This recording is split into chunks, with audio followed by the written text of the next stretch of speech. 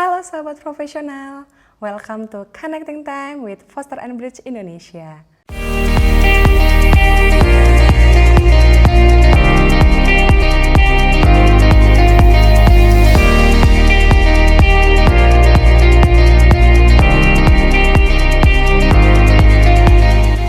Pada kesempatan kali ini, saya Eva yang akan membawakan sesi ini. Dan sahabat profesional, hari ini saya sudah terhubung dengan salah satu asosiat fasilitator dari Foster & Bridge Indonesia. Langsung saja nih kita sambut, yaitu Bapak Herdianto Purba.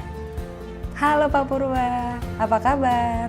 Kabar baik Eva. Eva bagaimana kabarnya? Sehat-sehat juga kan? Sehat Pak Purba. Oke Pak Purba, sebelum kita mulai sesi hari ini, kan kebanyakan orang hari ini sedang mengalami yang namanya kerja di rumah nih Pak. Nah, kalau boleh tahu, sekarang Pak Purba sudah bekerja di rumah tuh sudah berapa lama sih Pak? Saya menjalankan kerja di rumah atau work from home ini kurang lebih udah 1 bulanan ya, semenjak bulan Maret lah. Semenjak berita-berita COVID-19 ini sudah berkembang dan masuk ke Indonesia, dan kemudian mulai ada korbannya itu. Nah itu semenjak itulah kerja work from home. Oke, sudah cukup lama juga ya Pak ya kerja di rumahnya. Dan mungkin selain kerja di rumah, bisa lebih mengakrabkan diri juga dengan keluarga di rumah. Pak Purba, hari ini kan kita akan membahas mengenai efektivitas time management saat kita sedang bekerja dari rumah. Time management ini mungkin sering menjadi momok bagi para profesional karena dianggap sebagai suatu yang tricky dan tidak ada aturan bakunya. Namun dengan adanya kerja di rumah, menjadikan time management ini sesuatu yang berbeda di mata para profesional. Ada yang menganggap ini positif, tapi ada juga yang menganggap ini negatif Pak. Karena membuat waktu semakin sulit diatur karena juga mungkin berhalangan dengan pekerjaan yang dilakukan di rumah nih Pak. Tapi sebelum itu kan nih Pak, bekerja di rumah sama di kantor itu kan jelas berbeda sekali ya Pak Purba ya. Nah, kita mau masuk pertanyaan pertama ya Pak ya. Siapa? Oke, apa sih Pak bedanya time management di kantor dengan time management ketika kita sedang kerja di rumah? Iya, jadi memang dengan situasi work from home ini ya, perbedaan cara pola kerja kita di kantor dan di rumah gitu ya. Nah, kalau di kantor kan biasalah ya, kita bekerja di kantor itu kan banyak yang ngawasin, iya ada atasan kita, gitu ya. ada supervisor mungkin atau manajer ya, atau mungkin bawahan kita, ada rekan-rekan kerja kita yang lain dan sebagainya.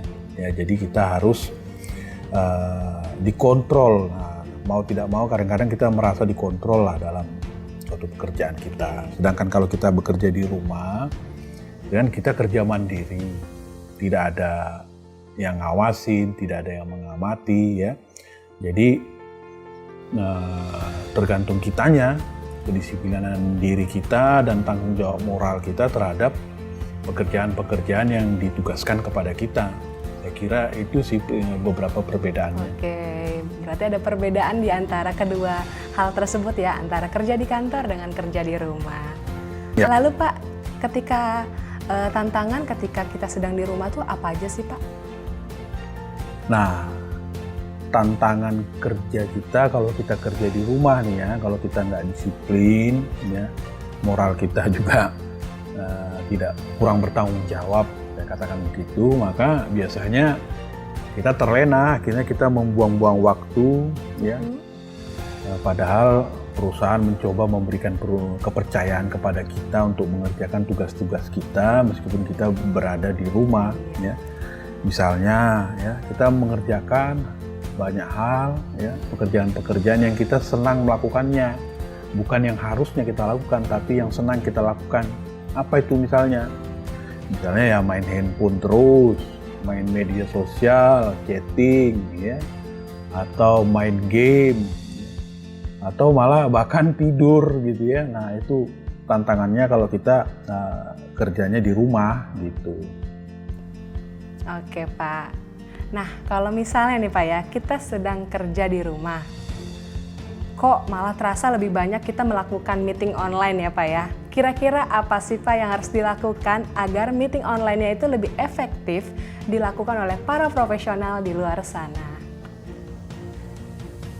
Nah, sebenarnya meeting-meeting online ini sebelum ada COVID-19 pun sebenarnya banyak yang sudah dilakukan oleh berbagai perusahaan ya.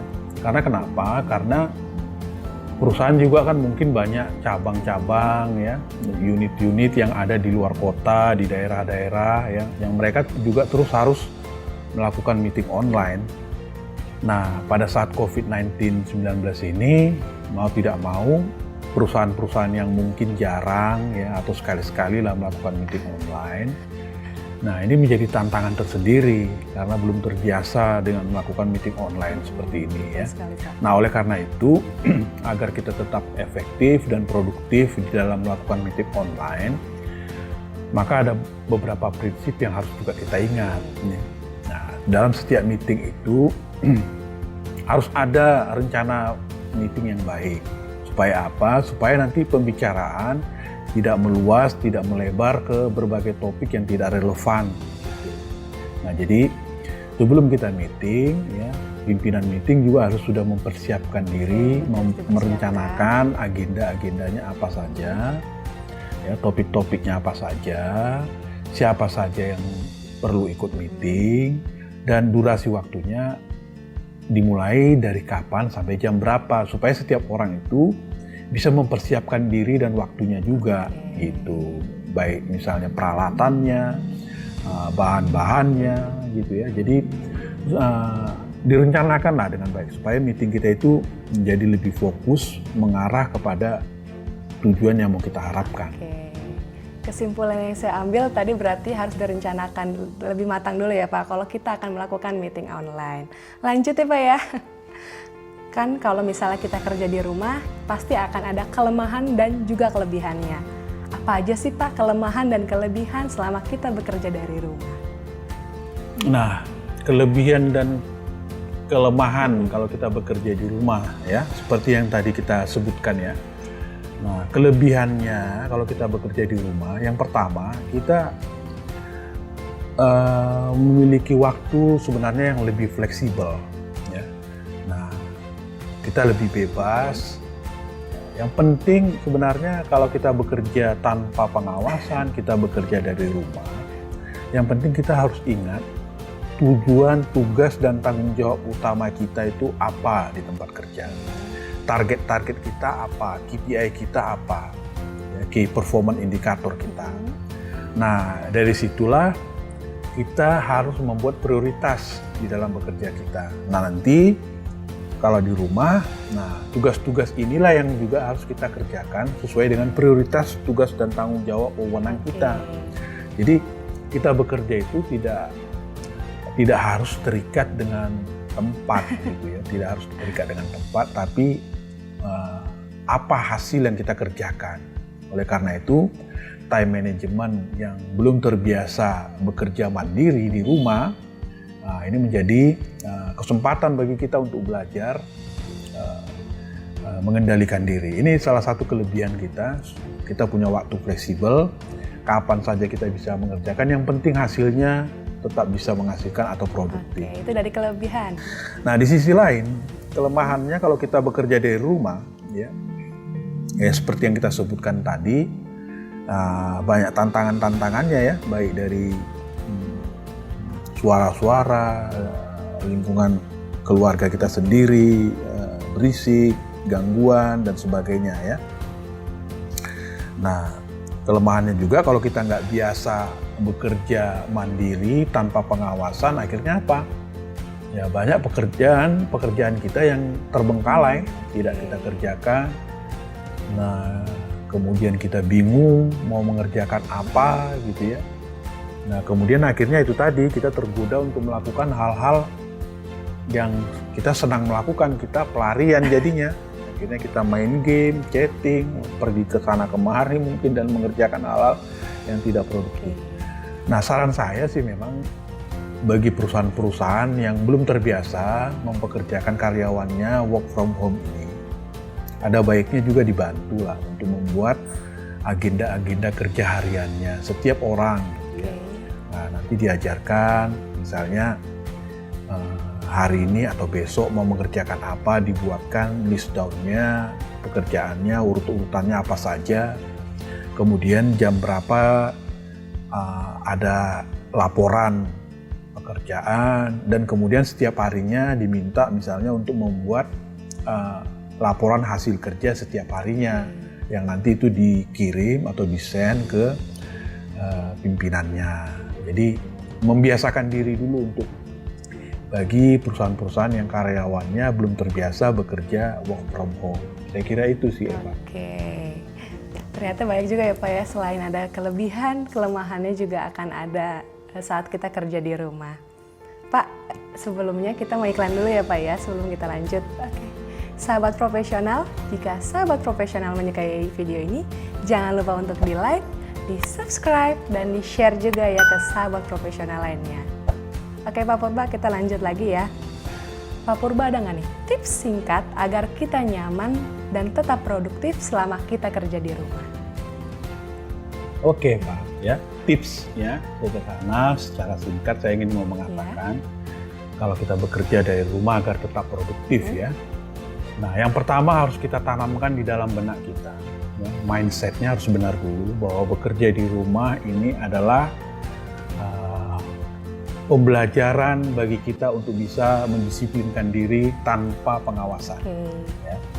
Nah, kalau udah itu tertanam dengan baik, jadi tanggung jawabnya itu sudah muncul sendiri. Yang kedua, agar kita tetap produktif bekerja dari rumah, cobalah usahakan membuat rencana harian dalam setiap pekerjaan Anda. Saran saya, setiap malam kalau bisa sebelum Anda tidur gitu, buat rencana besok mau mengerjakan apa-apa saja. Kemudian pagi-pagi Anda mulailah kerjakan daftar pekerjaan Anda berdasarkan skala prioritas. Ya, mana dulu? Jangan mengerjakan yang Anda senang, tapi kerjakanlah yang harusnya Anda kerjakan. Itu sih tips dari saya. Berarti kerjakan dulu yang emang harus penting ya Pak ya. Sip. Oke nih Pak, biasanya nih Pak ya, kalau kita sedang kerja di rumah, pasti ada gangguan nih Pak dari luar. Mungkin bisa dari tetangga kiri kanan kita, dan mungkin bisa jadi dari internal rumah kita juga nih Pak. Bagaimana sih Pak caranya agar kita dapat membuat lingkungan yang kondusif, agar kita dapat meminimalisasi gangguan ketika kita kerja di rumah? Ya, benar Eva ya. Nah, ini semua tergantung jenis pekerjaannya juga sih ya. Kalau pekerjaannya memang terganggu, model pekerjaannya suara-suara itu sangat mengganggu, maka kita perlu mencari waktu yang tepat lah ya, di mana waktu yang sepi, tidak ada suara-suara berisik dan sebagainya. Ya. Atau yang kedua, kita bisa juga cari tempat kira-kira yang agak jauh dari kebisingan di ruangan kita, di mana lah gitu ya, yang bisa kita gunakan. Yang ketiga itu kita coba pelajari situasi-situasi di rumah kita, di keluarga kita, atau di tetangga kita. Di jam-jam berapa biasanya yang ada orang rame, di mana ada banyak orang, atau di mana suara-suara berisik banyak gitu ya. Nah, kita coba hindarin di jam-jam itu. Kita coba cari waktu-waktu yang senggang di mana kita bisa bekerja. Tapi kalau misalnya pekerjaan kita tidak terlalu tergantung dengan suara-suara, saya kira sih no problem ya. Ya, suara-suara sih lewat saja karena kita tidak tergantung kepada gangguan-gangguan suara itu. Saya kira itu sih. Oke Pak Purba, terima kasih. Tapi nggak terasa Pak, kita mau di penghujung video hari ini. Pak Purba, terakhir nih, bagaimana sih agar kita tetap semangat dan kita tidak bosan selama kita bekerja dari rumah ini? Ya, agar kita tetap semangat dan tidak bosan ya dalam kita melakukan pekerjaan-pekerjaan kita meskipun kita berada di rumah ya. Yang pertama sekali tadi saya ingin katakan lagi, kembali kepada pribadinya masing-masing. Ya, kita harus menanamkan mindset di kepala kita, di benak kita, bahwa kerja dari rumah bukan harus dikontrol, tapi kita lah yang mengontrol diri kita. Ya. Kemudian munculkan rasa tanggung jawab dalam hati kita, bahwa kita sudah dewasa, kita bekerja bukan tergantung kepada orang lain, bukan tergantung kepada atasan, bawahan, rekan kerja, tapi tergantung kepada diri kita sendiri. Bahwa kita bekerja ini adalah amanah untuk menjalankan tugas dan tanggung jawab yang sudah diberikan kepada kita. Ya, jadi saya kira itu. Dan kemudian untuk kita tetap semangat, makanya di dalam rencana-rencana kerja kita harian itu buatlah target-target yang kita capai setiap harinya akan mencapai apa, ya, supaya kita ada ukuran, ada target yang bisa kita capai dan ukuran-ukurannya apa. Dan kalau kita sudah mencapai target-target harian kita itu, kita boleh juga memberikan semangat kepada diri kita, memberikan reward kepada diri kita. Misalnya nanti kalau kita sudah mencapai target tertentu, kita mau pesan-pesan makanan apa dulu dengan keluarga misalnya, atau kita mau pergi kemana, atau kita mau main game apa, kalau pekerjaan-pekerjaan kita target-targetnya sudah bisa kita capai. Jadi kita bisa terus menyemangati diri kita meskipun kita bekerja di rumah. Saya kira gitu ya Pak. Oke Pak, menarik sekali ya Pak ya pembahasan kita hari ini mengenai time management ketika sedang work from home. Dan Pak Purba, terima kasih banyak sudah mau meluangkan waktunya untuk kita sharing-sharing di video hari ini. Semoga video ini dapat bermanfaat bagi sahabat profesional yang menyaksikan dan mendengarkannya ya Pak Purba. Oke. Dan sahabat profesional, saya ingatkan kembali, jika sahabat profesional baru pertama kali menyaksikan video kami, jangan lupa untuk di-like, di-subscribe, dan di-share juga ya ke sahabat profesional lainnya. Dan jika sahabat profesional ingin memberikan komentar atau masukannya kepada kami, boleh banget nih langsung ketik saja di kolom komentar di bawah ini. Sampai bertemu kembali di video Connecting Time selanjutnya dengan tema menarik lainnya. Bye-bye!